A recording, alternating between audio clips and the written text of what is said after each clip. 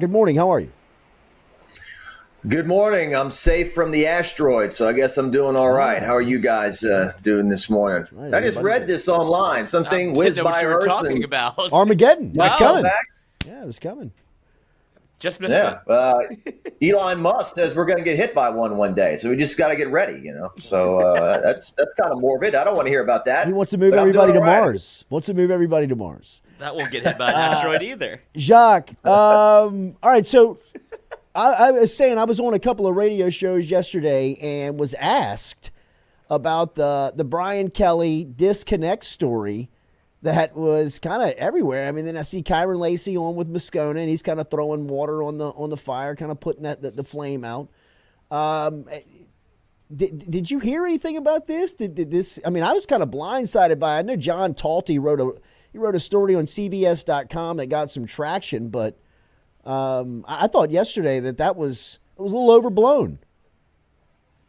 Yeah, I don't want to slight the writer, and I read Scott Rabolet's article on it, and he said that the writer's a pretty level-headed guy and not one to sensationalize. But watching the game in Columbia, South Carolina, and then being down and doing the interviews after the game, I don't think it ever crossed my mind that there's a disconnect between Brian Kelly and his players and whatnot. I mean, he's the head coach. He gives the talk and the message, and he's the CEO, and then all the assistant coaches obviously coach their individual groups and move ahead like that. So I guess there will always be kind of some questions, and these are always the things that pop up when you don't play well, that he's a bit older, he's a Yankee, he's a little too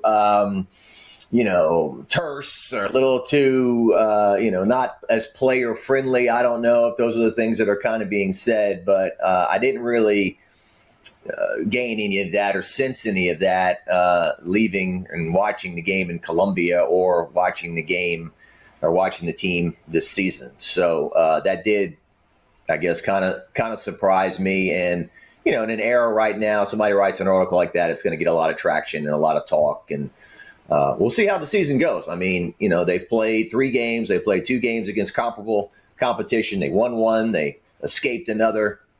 Certainly felt like, I don't want to, just be lazy with the narrative, but it certainly felt like a Les Miles type game in which the opposing team has a field goal at the end. Oh, they miss. Oh, we win, escape. But, it was a very tough place to win, I think. And, South Carolina, this was their 8th time hosting ESPN Game Day, which was more than I thought they've hosted in the past. But, certainly they had a sold-out stadium. They were very fired up. They don't get to host LSU very often. And, from South Carolina's perspective, if they don't hit Garrett Nussmeier on the second interception, good chance they win the game because Nussmeier ain't making the tackle on that pick 6.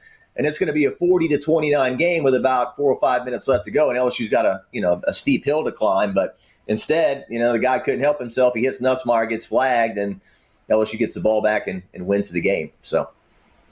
What did you make of the defensive performance on Saturday? I thought that they took some strides. Yeah, it's always that old saying, besides that, Miss Lincoln, how was the play? It seems like every game they're saying, I've never heard that. Well, you've never heard that saying before? I'm going to give you credit. That's the first time I heard it. I think you came up with it. Oh, well, no, I can't take credit for it. It's like, Mom, I got 3 A's, 3 B's, and 1 F. So besides the F, right. It's always, besides that, Miss Lincoln, how was the play? Right. It's kind of that thing with this LSU defense. It's like, well, if we take away those 3 plays we gave up 70 yards on each, we're playing pretty well. So, I think they're much, much better defense than they were a year ago. Certainly we had a chance to interview Braden Swinson last night, and, Braden comes over from Oregon and says this is the first time he's had 3 sacks in a game since he was in high school. Wow. His grandmother apparently passed away while he was on the field playing against USC in Las Vegas. So certainly he had a lot of, sentimental thoughts about his grandmother and his grandmother being with him. And, he made a huge difference in the game, but also, gave credit to his teammates saying that they freed him up to get those quarterback sacks in the game. So, the first drive of the game, LSU was Swiss cheese. I mean, South Carolina just went right down the field. I think it was a 7-play, 75-yard drive. And then I think it was the second drive of the game is when Zy Alexander made the interception, which I believe to this point is the only interception LSU's got so far in 3 games. So, Whit Weeks, I think, is the team's leading tackler. He's been active. The Harold Perkins discussion continues. But I think certainly before the year, we were wondering if this LSU defensive line was going to be a complete disaster, and they haven't. And so I think that that's been a positive. But we know that the meat of the schedule is certainly coming up after UCLA and South Alabama, in which, are you able to compete against Ole Miss and Alabama and these guys and compete defensively? What have you made of Kaden Durham emerging as the top back here? Well, one thing I thought was interesting, Jordy, and I'll get your opinion, is that so many people, for whatever reason, got upset because Brian Kelly wouldn't anoint Kaden Durham, the starting running back at a press conference. I mean, first of all, the guy's a true freshman, right? And I don't know much about him, but certainly when you deal with a true freshman, you always run the risk of, if you anoint a guy, he's young, he could be immature, he loses his focus and starts, smelling his own perfume or whatever. And, then you take the other running backs, perhaps, they become a little more disengaged because, they feel like that they're not going to be a bigger part of the game plan. And correct me if I'm wrong, but I believe a year ago, I don't remember Brian Kelly ever standing up at a press conference and saying, Logan Diggs is the man. Who got all the carries? I mean, who took over the running back room, midway through the season there? And so actions speak louder than words. So we'll see how many carries, Kaden Durham gets this week compared to the other 2 guys. But certainly I think Brian Kelly's postgame message about you got to break tackles. I think he was kind of fussing at the other 2 guys and the fact that, Kaden Durham, I don't remember many guys getting him on the first tackle. Seems like every time he carried, he broke at least 1 or 2 tackles. And look, great play call by Joe Sloan on the 3rd and 9 at the South Carolina 26 for Kaden Durham to bust that thing for a touchdown. That was, South Carolina was certainly caught off guard there. And so, he ran very hard. He ran very well, 2 yards short of 100 yards in the game. And, we'll see what happens moving forward here. But certainly, I guess when you entered the year, he was probably the guy 4th on the depth chart, and maybe he'll rise up. We've seen this before with the Justin Vincents and Jeremy Hills of the world. He's not a big guy. Obviously, he's listed at 5'9", 205, but he may give them what they need in the rushing game. UCLA this weekend, the buildup is not what you would expect. You think that's LSU or UCLA? I just think that UCLA is just really down and out. It was interesting. Yesterday, I got on YouTube. I was trying to watch Deshaun Foster's press conference. It had been posted a day and change ago. It had 708 views. I mean, this is, UCLA, a big football, a big program.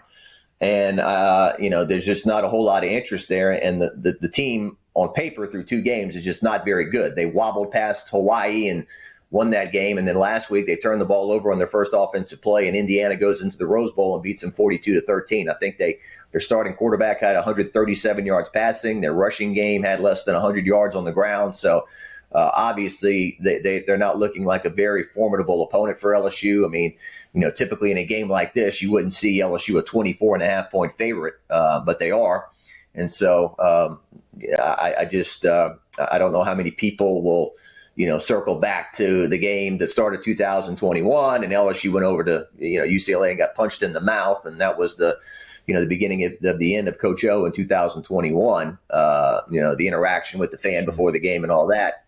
So, at least I think UCLA is going to return the trip, which in a lot of these home and homes, LSU hasn't, gotten their back scratched in return. I mean, Arizona State never returned the trip that LSU made after Katrina and Rita in 2005. Texas never came back after LSU went over there in 2019 because of COVID and some other things. So I guess at least it's good to see that, UCLA is coming to Tiger Stadium. It's a big brand name, and it's a day game, obviously. And I look at the WAP weather app, the high on Saturday is going to be 92 degrees. So it may not be all that comfortable in Tiger Stadium for the game. It would be interesting to see how many people show up and stay. I don't know if you've seen this story at Tennessee. They put a 10% talent fee, is what they're calling it, onto the tickets, which is a surcharge. And now LSUsports.net is behind a paywall. We're starting to see these things really change. We had Gordon McKernan on earlier this hour and asked him, what's the real responsibility here? I mean, he was a booster who really took on a lot of the weight of NIL early on, and now here 4 years in, it looks like they're trying to shift some of the responsibility to the feet of the fan. What do you make of some of this change that is happening now within the NIL space and how it affects the consumer and the program? I can't blame LSU for trying to get as much revenue as they can in this new era and trying to be as competitive as they can. At the same time, you just wonder how much blood you can squeeze out of a turnip in terms of your fan base. And, we have season tickets. My family has season tickets. My parents have 2 tickets, and it ain't cheap, just to start with that and the 2 tickets and the TAF fee and all that. And now you're asking for more and more. I wonder now, in an era in which LSU kind of is having to make it appealing for a fan to, and especially families with kids, and to come down and to park and to get all the way into the stadium. And then football games aren't short. I mean, the one we just covered was almost 4 hours long, and to stay in a stadium for 4 hours instead of being on your couch in the AC with your bathroom and your fridge and everything around. Obviously the actual attendance over the years at Tiger Stadium has been a big issue. Now they're still selling all of the tickets, and they sold out their season tickets, but I don't know. And then especially after you lose a game, the average fan, what, you want more money for me to pay for what? And right. I think that I think that most LSU fans love LSU football. They will always love LSU football. When fall rolls around, they will be part of it no matter what. I just wonder how many fans at some point just say, enough is enough. I don't have enough money to support all these things you're asking me to support. So I do know LSU appears to be getting their NIL together and more organized and more supportive. But that was an interesting thing that Tennessee's doing. I'm thinking of Skip Bertman when he, had the next AD, Jordy, whoever he is, okay. I fell on the spear, okay. I did everything. The next AD is not going to have to do anything, okay. Which he didn't. So, Joe Oliva. Last one, Shaka. He fixed up Tiger Stadium. The windows. Made Tiger the windows. pretty, and let's see his hires. What a legacy. Fix the windows. Hired Trent Johnson, Johnny Jones, Nikki Fargas, Beth Torina. There's a winner. I'm trying to think. Ogeron. Well, Ogeron, obviously that was the big hire, and I guess no matter what he can say, he had the college football version of the 1985 Chicago Bears. That's right. That's right. I think Oliva sent a text message. I know this. As soon as the final score went 0-0-0 on the clock in the dome, he sent an "I told you so" text to Moscona. Moscona showed it to me. It was like, look at this. It was one of those moments like, I heard you. I heard you. Yeah. Yeah, I always remember that moment with you. It's like it was Emperor Palpatine from Star Wars when I am the Senate. It was right. I am the search. I am the search. I'm going to choose the coach. Damn it. So what just an emotional decision, and the Tom Herman thing, and Coach O up at a podium at noon on Saturday after the A&M game on Thanksgiving night, and away we went, and it coming that close, after the Troy loss in 2017, to the roof caving in altogether in his first year. Yeah. But somehow they got their feet under them. I think LSU in 2017, they played 7 or 8 teams that either fired their coach or did fire their coach, after they played him, from Hugh Freeze before the year to Sumlin at A&M to Chad Morris at Arkansas to was our guy at Tennessee, Butch Jones. I remember going to that game when LSU played Tennessee in Knoxville, and Butch Jones's big picture was still up on the side of the stadium. They fired him on Monday. It was just crazy. But, and that 2018 team, look, man, I had a ton of fun covering that 2018 team. And the Cole Tracy field goal at the end to beat Auburn, the season opener in which they smashed Miami and Arlington, the big Georgia win.